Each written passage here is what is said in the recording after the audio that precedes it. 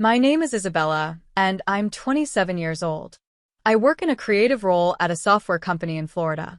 On the outside, it might look like I have an easy life, but things at home are quite messy. A year ago, my dad's company went bankrupt without warning. Since then, I had to move back to my hometown to live with my parents and my sister, Mary. Our family depends on my income to keep going. One evening, my mom started a conversation while we were sitting around. Isabella, Mary says she wants pork steaks for dinner tomorrow. I sighed quietly and replied, "Oh, and we're running out of money for groceries. We can't even afford pork. Can you help out a bit more with the food budget?" I frowned and said, "We're already out of food money, and it's not even the middle of the month yet." That's when Mary chimed in, "Big sis, you're not giving enough money for food." I was shocked. "What do you mean? I'm already giving $10,000. That should be more than enough." Mary snorted. "Big sis, prices are higher now. $10,000 isn't enough for a family of four anymore." I couldn't hold back my frustration. "Just $10,000? If you have a problem with it, why don't you get a job and help pay for the food yourself?" Mom jumped in, taking Mary's side. "It's hard to find a job. I feel bad for Mary." I couldn't help but feel bitter. Mary uses her so-called job search as an excuse, but the truth is, she's just sitting around doing nothing. Plus, the money I give is secretly being passed to Mary as pocket money by my mom. "Enough," I finally said. "If it's so hard to manage, why don't we sell this house and move back to Grandma's hometown? Maybe we could find jobs there and life wouldn't be so tough." But Mom shut that idea down right away. "No way, I'm not going back to that town. My grandma owns a successful Italian restaurant in Miami where we could work, and we'd have free pizza and pasta to eat. Life would definitely be easier. But Grandma is really strict, especially when it comes to making pizza. My mom hates this and doesn't want to deal with the hard work of making pizza. My dad always says, 'Why are we so quick to ask Grandma for help when we're supposed to be supporting ourselves?' That's just being spoiled." I wanted to scream inside. How can they say I'm spoiled when I'm the one paying for everything and my sister doesn't even want to work? Mary should get a part-time job, too. She's 25 and lots of people work part-time while looking for a full-time job. I suggested this, but my mom was quick to argue. "No, Mary helps around the house, so she doesn't have time for a part-time job." What? That made no sense to me. "What are you talking about?" "I've never seen Mary do any housework," my dad jumped in. "Mary carries the dishes to the sink after meals, and she does her own laundry. Sometimes, she even gives me shoulder massages." I could feel myself getting angry. The housework my dad mentioned is stuff even a little kid could do. Meanwhile, I wake up early every morning to make breakfast for the whole family and pack my dad's lunch. On top of that, I'm the one managing the household finances and taking care of the taxes. But still, my parents always favor Mary. They've treated her better than me since we were kids. People say I'm pretty too, but Mary has always been considered more graceful and charming. That's why our parents have always treated her specially. You'd think I'd just leave this situation, but it's complicated and I can't move out easily. So I live with this stress every day. One day, time passed, and I didn't realize my sister had left the house. I thought she had just gone out like usual. But then the next day and the day after that, she was nowhere to be found. I started to get suspicious. Then, as I came home and was heading to my room, I overheard my parents talking in the living room. What I heard shocked me. "I can't wait for the souvenirs from Louisiana. Mary is really lucky right now, relaxing on the beautiful beaches and eating at fancy restaurants," my mom said. "I want to go to Louisiana too. Maybe we should all go together next time," my dad added. I couldn't stay quiet anymore. "Wait, what are you talking about? Are you saying Mary is in Louisiana right now?" I asked, confused. My parents looked at me, surprised. "Yes, that's right," they said. I couldn't believe it. "But how? She doesn't have any money. I've even been holding back from shopping or going out to save." "Oh, she won a trip in a sweepstakes," my mom explained. "Mary's always been lucky with stuff like that." Apparently, Mary had won a trip to Louisiana, and I had no idea. Surprised, I decided to just accept their explanation for now. But the next day, while I was at work, I got a call from a credit card company that I wasn't expecting. I don't usually use my credit card much, so when the company called to inform me of high charges over the past 4 days, I was shocked. I couldn't remember making any big purchases. Feeling nervous, I asked how much had been spent, and the customer support agent told me it was $20,000 over 4 days. Right away, I knew who was behind it. It had to be my sister, Mary, enjoying her trip to Louisiana. She may have won the hotel stay and plane tickets, but she still needed money for souvenirs and other things. Determined to find out the truth, I called her. "What's going on? Explain yourself," I said. "Oh, I'm surprised you called, sis. I thought you were waiting for your souvenirs," Mary joked. "Stop messing around. You've been using my credit card without asking, haven't you?" She didn't even seem to care. "Did you notice?" "It was an accident," she said casually, and my anger grew. I regretted not realizing sooner that someone had gone through my stuff. What were you thinking? Using someone's credit card without permission is a crime. It might be a problem if it was someone else's, but we're family, Isabella. You should really study up on these things, she replied. How could you spend $20,000 in just 4 days? That's a crazy amount of money. Well, besides the free flight and hotel, I had to pay for all the other activities, shopping, and meals. I went to fancy restaurants, bought some branded stuff, and took taxis. Before I knew it, I spent over $20,000.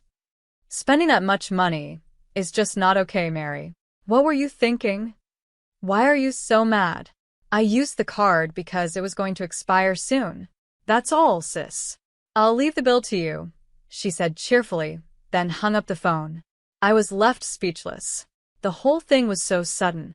After that, Mary kept trying to contact me, but I ignored her. Eventually, she left a message on my voicemail saying, I guess I really messed up this time. I'm so foolish. I couldn't help but laugh at how casual she was about it. Later that evening, when I got home, my parents rushed to greet me. Welcome back, they said. How can you act so calm? Mary's in a tough spot, my mom added. Why did you stop the card? She's in trouble. So what? She used my card without permission, so of course I stopped it, I replied. As soon as the credit card company called, and I noticed the charges I didn't recognize, I canceled the card right away. Apparently, Mary tried to use the card after it was blocked and panicked when it didn't work.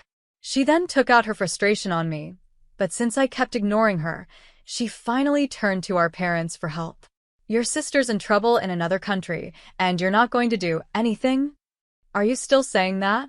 Just because we're family doesn't mean it's okay to use someone's card to blow $20,000. I don't think you should be so heartless, my mom said. How can you be so cold? It's because of your attitude that you never get to go on trips. Mary planned to buy us souvenirs with the card, so what's the big deal? I couldn't believe what I was hearing. You two are unbelievable. How can you think that way? Are you sleep-talking during the day? You should be thinking clearly. She's out there enjoying herself and thinking of us, and you still want me to be thoughtful. Thoughtful? Can you still say that after hearing this? I pulled out my phone and played the voicemail my sister had left me. Mary's voice came through loud and clear. Make the card usable, you miser. Our parents' cards are maxed out and I can't use them. You're being so cheap, not even giving me pocket money for this trip. How useless can they be? After hearing Mary's angry message, my parents went silent.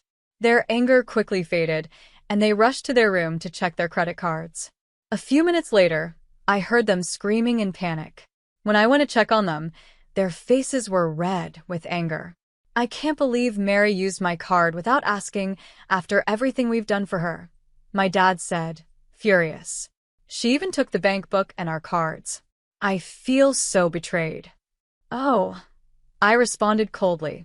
Wasn't it supposed to be a kind act from Mary to buy you souvenirs? You said she was thinking of us and trying to have fun for our sake, right? Yeah, that's what we thought, but our money is still safe, right? My mom muttered, unsure.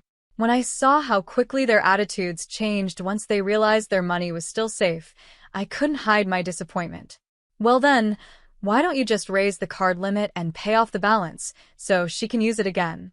Let the kind Mary who is trying to buy you souvenirs have it. That's not possible, my mom said. We don't have any savings left. What are we going to do? Mary stuck out there with no money for food or anything. After the chaos, my dad suddenly turned to me. Isabella, please. We'll start fresh. We promise to work together to support this family. Please help Mary. What are you talking about? Does that include me now? I asked sarcastically. Moved by my dad's words, my mom knelt down in front of me. I was shocked for a moment, but then I couldn't help but laugh bitterly. It's a little late for apologies now, I said. But my mom continued, pleading with me earnestly. I swear I will change. I will do my best to support everyone from now on. I won't wrong you or her ever again. Despite everything, I couldn't stop laughing at the absurdity of the situation. As my parents went back to their room, I quietly took out my credit card, still unsure of what to do next. I had secretly discovered a credit card that still had a valid expiration date and hadn't been used. So, I suggested, why don't you give this card to Mary and take a family trip together? My parents were thrilled by the idea. They immediately contacted my sister, and they all began to excitedly prepare for the trip. I even booked their flights to Louisiana online while watching them with a smile. After everything was set, I made a call to a certain number. 5 days later, when my parents and sister returned from Louisiana, Mary greeted me with, "Big sis, thank you for letting us enjoy Louisiana. It's rare for you to come pick us up. Are you expecting souvenirs?" Sorry, I didn't buy anything.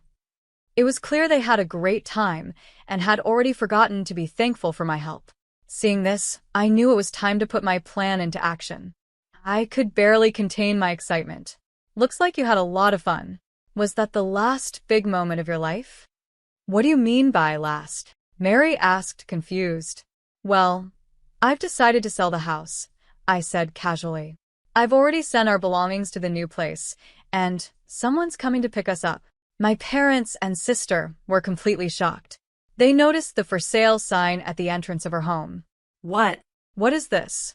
Did you really sell the house? What's going on? They demanded. Facing their astonished faces, I explained further.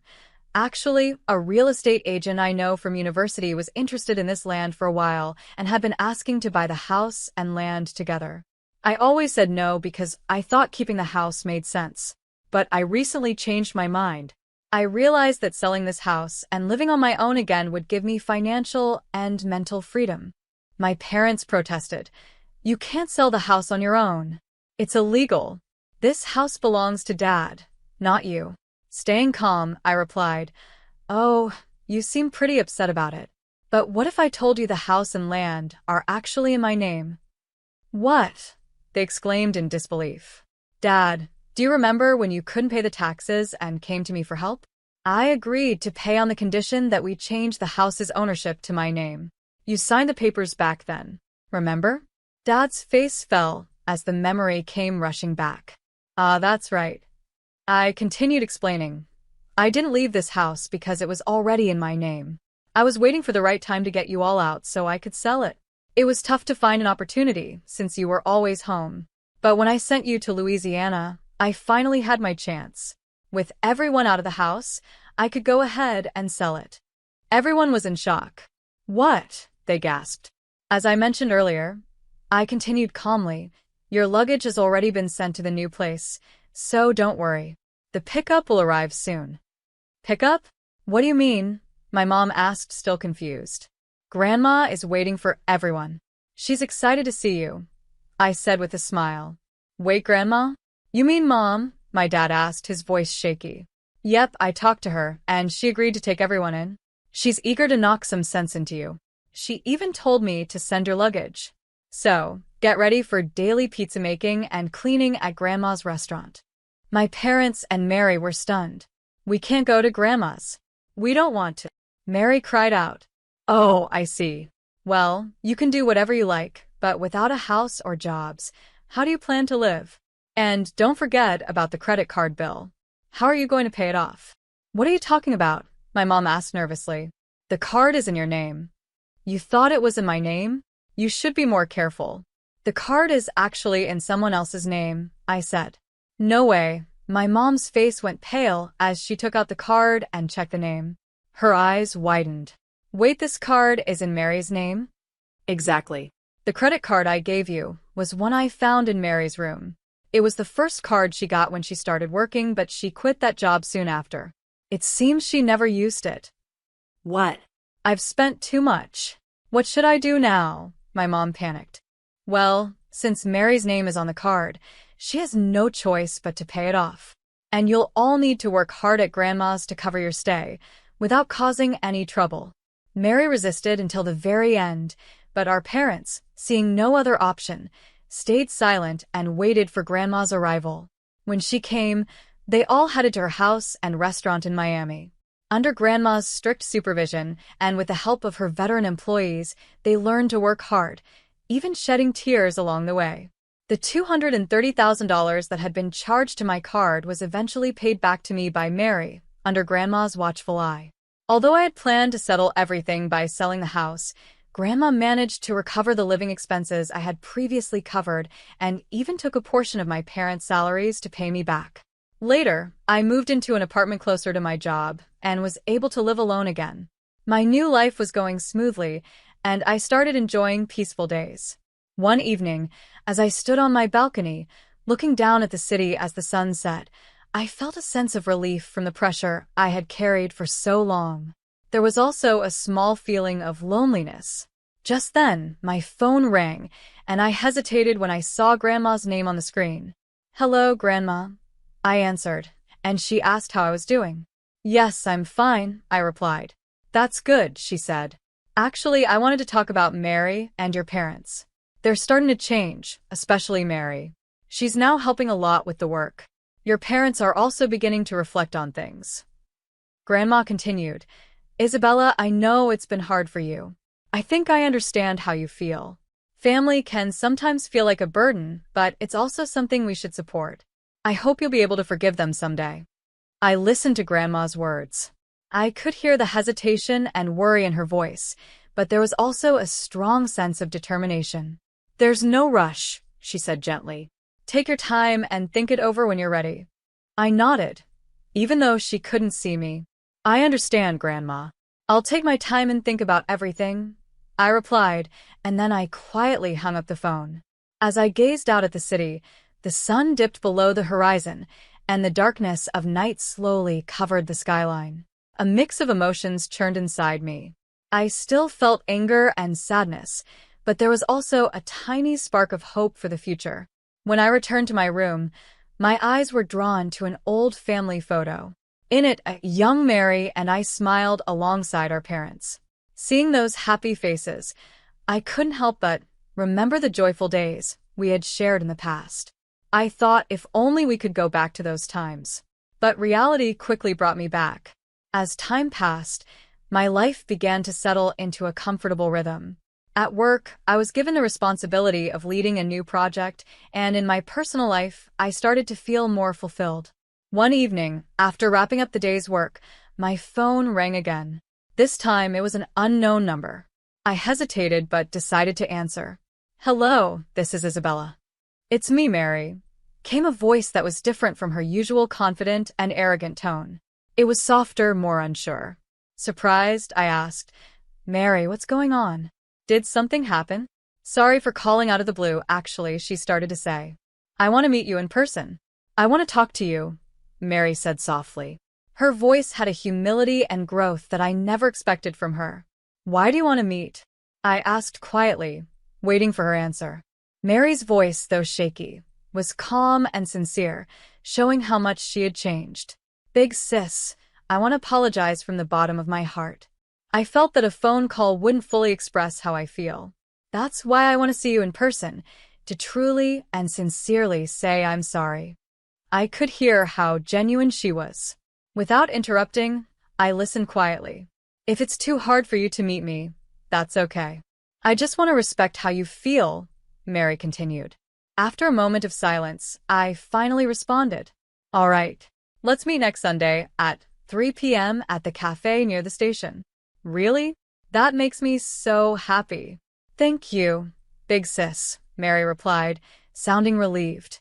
After I hung up the phone, I took a deep breath to gather my thoughts. I wasn't sure if meeting her was the right decision, but deep down, I hoped that it might lead to something positive. On the day we were supposed to meet, I arrived at the cafe earlier than planned. As I sat there, my heart was racing, and I felt a mix of nervousness and anticipation. The clock seemed to move slowly, but eventually, the door to the cafe opened and Mary walked in. She looked different.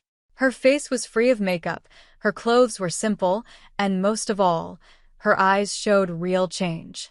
She walked up to my table slowly and began apologizing right away. "Big sis, I am truly, truly sorry." In that moment, I could feel the change in her, and for a second, I wasn't sure how to respond. "Mary," I began, but she kept talking, holding back tears. "Working at Grandma's place made me realize how much I relied on you. I took you for granted all these years. I finally understand how hard it's been for you, always putting us first and never thinking about yourself." Tears streamed down her face as she reflected on her past actions and repeatedly apologized from the heart. Mary told me how much she had leaned on me before and the lessons she had learned while working at Grandma's. She opened up about her relationships with our parents and how much she had grown. I sat quietly, listening to Mary's words. With each sentence, the anger and sadness I had held onto for so long started to fade away. As she continued talking, I could feel the heavy emotions inside me begin to lift. "Thank you, Mary. I've taken your words to heart," I said. After that, we spent several hours talking about different things, what had been happening in our lives, and the challenges we were facing. This open conversation felt like an important step in rebuilding our relationship. As we were about to leave, Mary handed me an envelope full of gratitude. Inside was money she had earned by working hard at Grandma's house. "This is just the beginning, but I'll keep doing my best," she said. As I took the envelope, I could feel how much she had grown, and it warmed my heart. Months later, I visited Grandma's house again and met my parents there. This time, they gave me sincere apologies, and I could see they had changed just like Mary. That evening, we all sat down for a family meal, something we hadn't done in a long time. I felt the warmth of being with family again. I knew I couldn't forgive everything right away, but seeing my family's efforts to change gave me hope for the future. Before I left, Grandma shared some wise words with me. "Isabella, you've grown strong, but as important as that strength is, don't forget the kindness you still carry. That's the most important thing." When Grandma hugged me, I couldn't hold back my emotions and started to cry.